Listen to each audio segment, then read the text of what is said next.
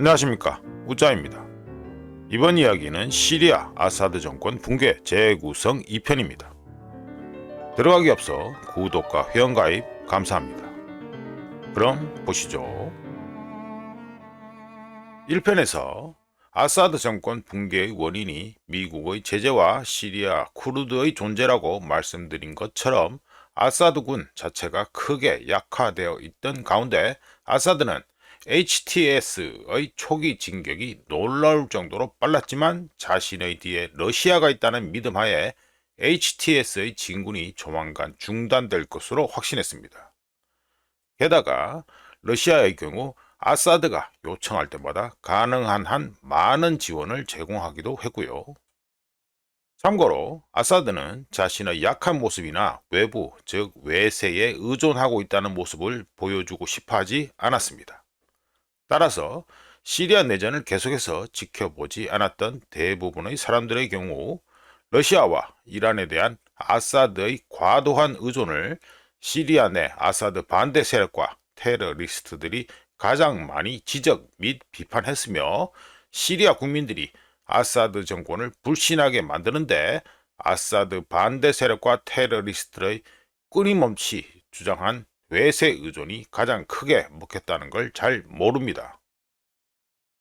테러리스트, 즉 HTS에 대한 얘기를 조금 더 해보면 항상 그랬듯이 HTS는 진격에 앞서 테러 조직들이 애용하는 허위 정보 캠페인, 그것도 같은 시간에 다른 장소에서 일어나는 일들을 섞어서 사람들을 혼란하게 만드는 패럴렐 디스인포메이션 캠페인을 효과적으로 시작했으며 시리아 국민과 시리아 군 사이에 공황 상태를 유발해 대도시와 주변 지역 상황을 완전하게 혼란스럽고 통제되지 않게 만들었습니다. 덕분에 허위 정보와 모순되는 뉴스에 직면한 많은 사람들은 그 자리에 주저앉아서 최대한 안전하게 행동했는데요. 이 모습은 2021년 탈레반이 카불을 점령하던 방식과 유사했습니다.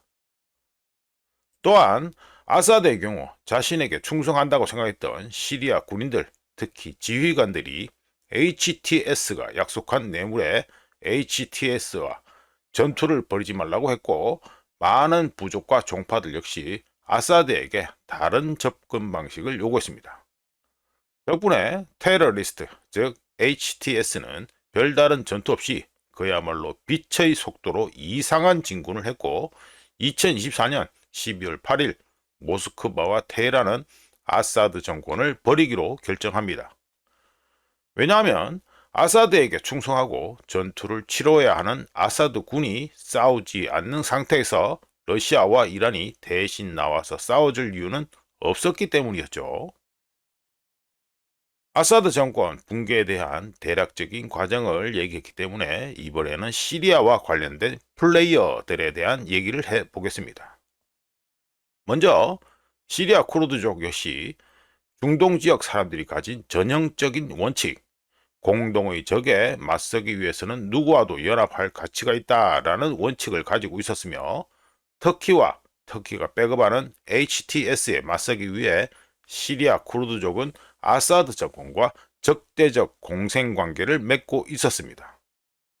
하지만 적대적 공생관계를 맺고 있던 아사드 정권이 붕괴한 후 시리아 쿠르드족은 혼자 힘으로 터키 및 터키가 백업하고 있는 HTS 그리고 HTS와 연합하는 군벌들과 맞서야 하며 잘 대처하지 못하면 모든 것이 잘못될 가능성도 있습니다.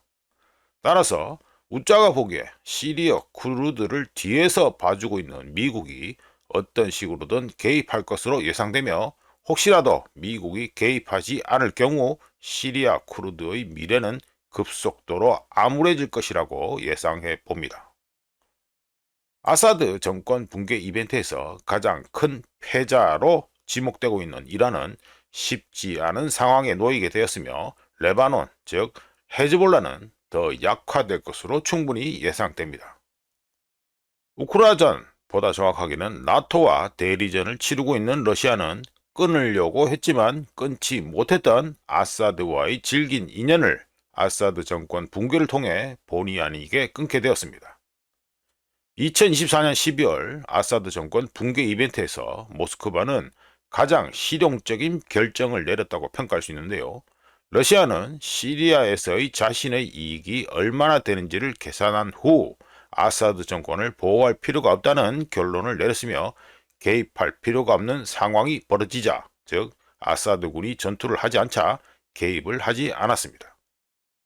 2024년 12월 아사드 정권 붕괴 이벤트를 통해 러시아의 경우 한 번 들어가면 쉽게 발을 빼지 못하고 질질 끄는 미국과 달리 확실하게 끊을 건 끊는다라는 모습을 보여줬으며, 시리아에서 러시아가 취할 수 있는 최소한의 이익, 즉 타르투스에 있는 러시아 해군기지와 라타키아에 있는 러시아 공군기지를 유지하기 위해 터키와 협상할 것으로 예상됩니다.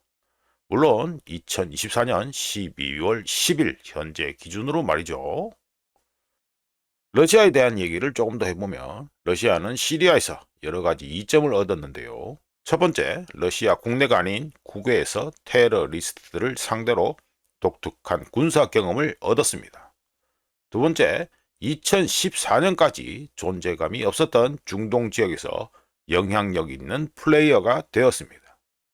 세 번째, 아이시스 자산 중 상당 부분을 파괴하면서 시리아와 이라크에서 출발해 러시아 영토로 확산될 수 있었던 테러 위협을 막았습니다. 네 번째, 이른바 아랍의 봄 현상을 이용해 중동을 혼란하게 만들고 시리아를 러시아에 대한 지정학적 불안정의 무대로 사용하려고 했던 미국의 계획을 망쳤습니다. 관련해서 서방 언론들의 주도하에 아사드 정권 붕괴의 패자 중 하나로 러시아가 언급되고 있는데요.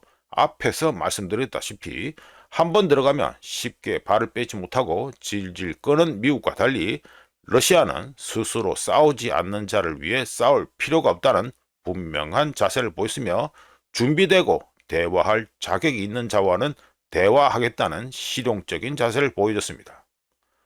참고로 2024년 현재 미국은 워싱턴의 이익을 위해 미국 국민과 동맹들에게 희생을 강요하지만, 러시아는 모스크바의 이익보다는 러시아 국민들의 이익을 위해 싸우는 모습을 상대적으로 더 보여주고 있습니다. 마지막으로 시리아의 미래에 대해서 얘기해 보죠. 시리아 내전에 관심이 많았던 울자는 시리아 내전과 관련한 꽤 많은 얘기를 했으며, 캡처 화면에서 나온 것처럼 지난 2014년에 시리아 경제라는 제목의 포스팅을 하기도 했습니다. 우자 기준에서 2014년 당시에 이미 망했던 시리아는 앞으로 어떻게 될까요?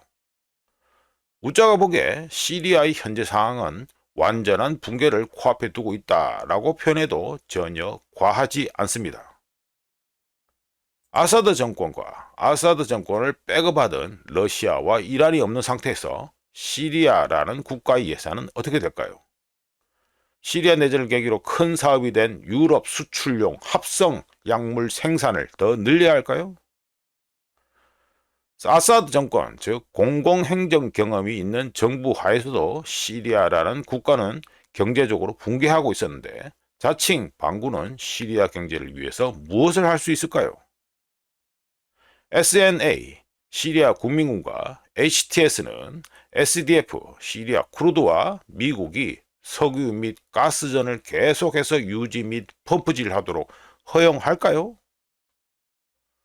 어떤 전문가는 시리아와 리비아가 완전히 다르다고 주장합니다. 그렇다면 어떤 면에서 다를까요? 우자가 보기에 인구 밀도 면에서만 다를 뿐 시리아와 리비아는 똑같습니다. 시리아와 리비아 모두 봉건 시대로 돌아가서 군벌과 에너지 회사가 통제하는 영토로 완전히 분열되어 버렸습니다. 시리아에 대한 마지막 질문을 던지면서 마무리해보면 다음과 같습니다. 산업도 없고 에너지도 없으며 매년 수백만 달러치의 식량을 수입해야 되는 나라를 HTS 같은 급진파 그룹이 어떻게 통치할 수 있을까요? 이상 시리아 아사드 정권 붕괴 재구성 2편이었습니다. 구독과 회원가입 항상 감사합니다. 다른 이야기로 또 찾아뵙겠습니다.